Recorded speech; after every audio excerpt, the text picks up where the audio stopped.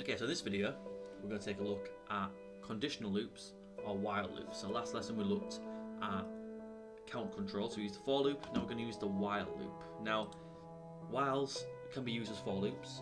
I don't often do it like that, but you could do. But often you're going to use whiles with a condition. So it's going to be a while number is less than 10, whilst play game equals true. So let's just go with that once now. So we'll have play game. So you might see as well, I've noticed that in my variables, a lot of them, I use lowercase for the first word and capital for the second. It's called camel case. That's sort of like an industry standard. A lot of people do that. You can call your variables what you want, but quite often lowercase first and then uppercase the second word, first letter. So let game play game equals true, and like that. And I might say, just move my mouse, while play game. Now this one's a little bit weird because you can either do, if you're using a boolean, a true or false, if you say if play game or while play game or whatever the variable's called, that means the same as that. So quite often it reads best, but instead of saying while play game equals true, you just say whilst play game or game playing or something. That sort of reads better, but it's entirely up to you how you do it. I just do while play game, but quite often people stick with that, so I'll stick with that for now. You know, I might say console.log game is playing. Now I'm not going to run the program here because at the moment this play game doesn't ever stop. There's no gameplay. Play game equals false. So I might do game is playing console.log. Let's do a prompt. We'll do play game equals prompt.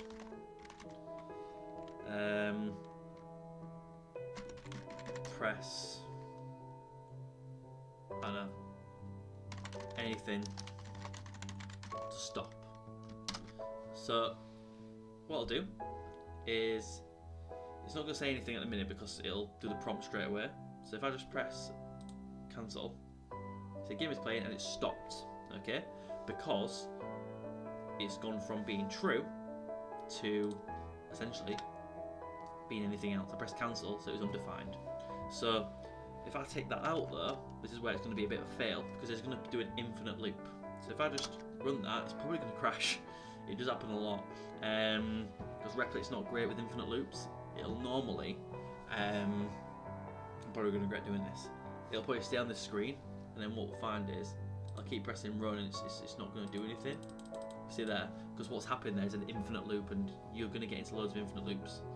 So it's probably not the best example because this is going to crash now and not let us do anything until I pop that back in, which, if we're lucky, it'll cope with it.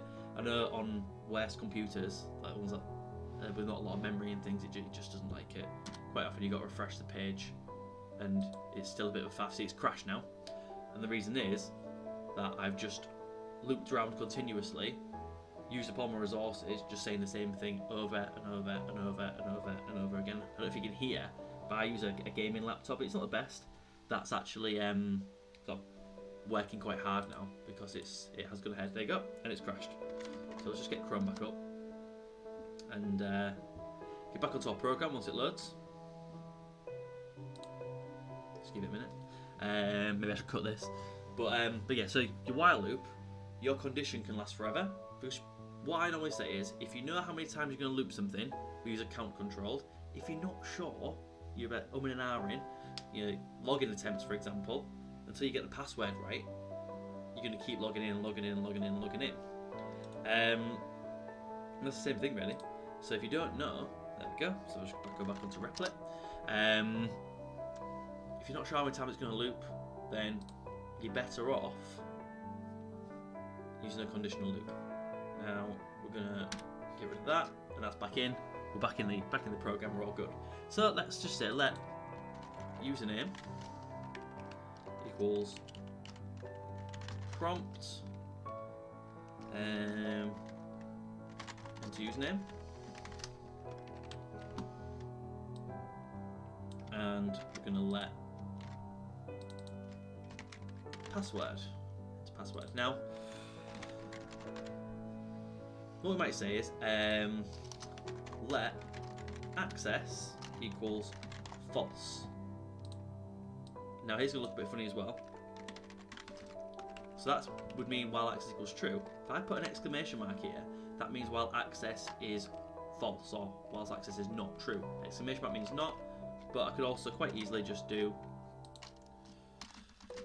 while access equals false, like that. And then I'm just going to copy and paste this bit of code here. Bear with me a little bit just to catch up. So there we go. So I'm going to say let username, let password, let access. Let's put semicolons and make it look nice. Get rid of the lets, because what you can't do is declare a variable twice. You can redeclare a variable in terms of you can put something else into it, you can reinitialize it, but you can't really redeclare it. So I'm going to enter username into password. I'm going to use the selection. So if username, and really as well, if I'm going with camel case, I should have username like that really. But I'd argue that username is sort of like one word nowadays. So username equals tech. Now I could put an and in here, and password equals head. Then what I'm going to do is I'm going to say access equals true, else let's have an alert incorrect credentials, and then out of the while loop, sorry, console.log access granted. Now, provided I've not spelled something wrong, which happens more often than not, believe it or not, to run that, enter my username, I'm going to put in incorrect credentials, and that's going to go on forever. I can keep pressing enter.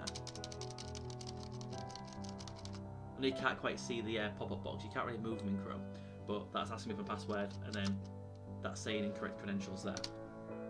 I can press escape and get off it, but I'm stuck in that loop now until I get it right. So if I put in tech head, woo, I've got through, and access has been granted. So that is our while loop. That's about it really for while loops. If I'm honest with you, there's another type you can do, because with conditional loops you have a precondition and a post-condition.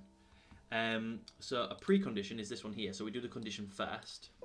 Alternatively, what we could do is cut that out, we can do, and then here we can do while access equals false. Now, there are special uses for these. I said I don't really use them, but if we're going to be really efficient with our code, what we would do is, for this one, because we always want to do this every time, what we say is a post condition would be you want to do some code and then you want to loop. Precondition, you always want to loop, kind of thing. So the idea is with a precondition, you always go through the loop at least once, whereas in a do while loop or a post condition loop, you do this once and then we loop afterwards, because we always have to type in username and password to log in. So we always want to do this code regardless. Whereas in a while loop, depending on how you code it, that first condition might get met straight away, or not met, I suppose, in which case it will just not do the loop and it'll just go through. So if you get the password right first time, you don't need to loop. If I did the username and passwords before the loop, I might not even get into the while loop. So it depends on what you're using it for. I don't really do while loops, if I'm honest with you, but that's just personal preference. Sometimes it is more relevant too, but I often just do whiles and just do a check anyway, because normally you put some validation in. If I just run that, it should be exactly the same. Enter username, so it's looping again. Enter username, tech, head, and access granted again, so it's wet. So it's exactly the same, but obviously it's just functioning a tiny bit differently. And just to prove a point as well, if I just change that to exclamation mark access, it'll work exactly the same. Do another pop-up again when it loads. So username, so it's working again. Tech, oh, I'll put teach head then, so it's not worked again. Tech, head, and it's worked. So that's it. So that is your conditional loops covering precondition and post-condition. And if you liked it, please give it a like and subscribe, and I'll see you in the next video.